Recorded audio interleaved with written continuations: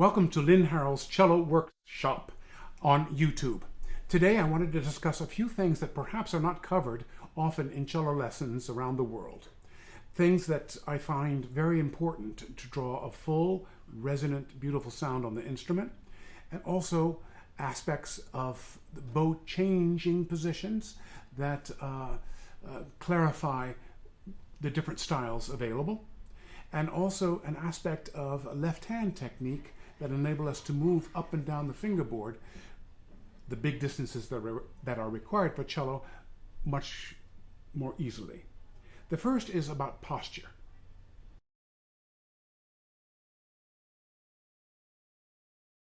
Playing the cello requires a great deal of strength and power. Oftentimes people think that my power comes from the fact that I'm a very large man.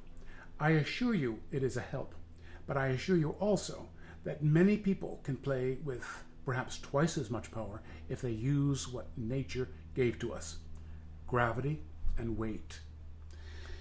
In this position, you see that the bow is angled as my spine, straight up and down, in a very open and full position where full breaths are very easily obtainable. When I lean back, this is a position that used to happen with the tortillé bent end pin. When I lean actually forward slightly, this is a position that enables us to get much more of our torso weight into the sound. I have an example to show you. Now, with cello in position, I will demonstrate by pulling back my back so that it is slightly leaning backward. This enables with the tortillé or bent end pin for the cello to be more elevated. We hear the sound better because the F-holes are actually closer to our ears. Getting around the instrument, of course, is much easier with the left hand because it's more like playing it flat, and we don't have to go from this position here to that position. I'm exaggerating. No one plays really in that kind of extended position. But what I'm trying to demonstrate here is that if I'm leaning back and draw the bow with no pressure at all, only holding the weight of the stick, particularly at the tip, there's not enough weight for there to be a sound. The weight of the stick is not enough. Now I'll move so that I'm straight up and down. That's about like this. At least I'm not losing the sound at all at the tip. But now what dramatically happens if I'm really leaning forward? Now the angle of my spine is really facing and leaning straight forward. Now in this leaning forward position, we can see that there is a great deal more sound as opposed to that really leaning back position. It's not only a difference of volume, but it's a difference of thickness of tone. Now that's without adding any pressure or seemingly any weight from my body. It's like those tennis players will recognize that if you hit a ball and you're leaning back and you hit a forehand, it can feel like a basketball. If you're absolutely even, it can feel like a tennis ball. And if you're leaning forward just the right amount, at times the timing is just right, that it feels like a ping pong ball. The same physics are included here. So what one needs to do is to be leaning slightly forward. Of course, the trick with this demonstration was that I was getting in a non-playing position, leaning forward so much.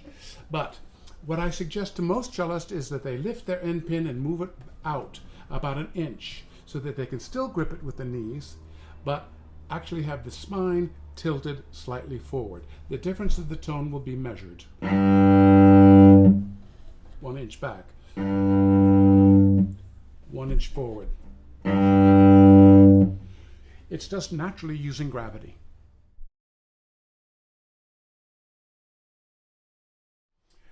Often misunderstood is the right thumb and how it goes into the holding the bow, and also its function.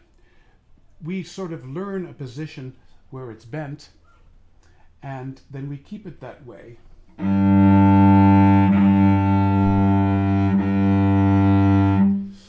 in keeping it bent, particularly at the tip, there's a kind of a strain in the hand, in the arm over here. If we straighten it out, or even cave it in more this way, at the tip, this strain of the arm doesn't exist anymore. In actual fact, the bow should be gripped in a way that the thumb transitions from being bent slightly like this to being straight to being caved in, back and forth throughout the length of the whole stroke. Utilizing that just naturally because it's loose,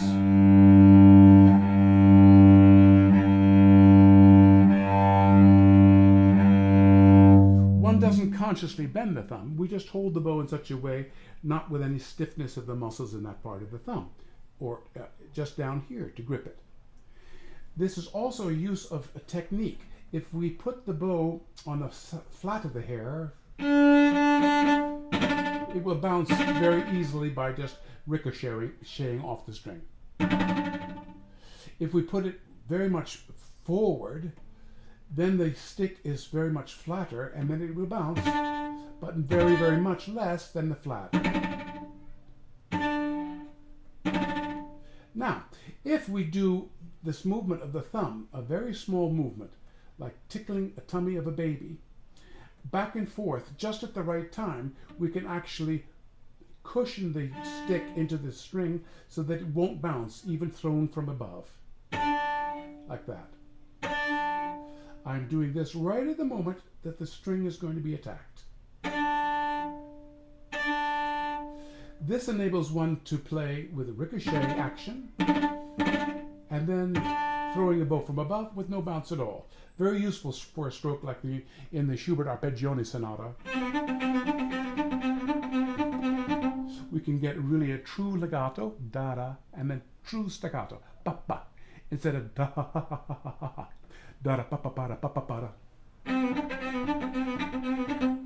So that movement is a very necessary aspect of both technique and flexibility and relaxation.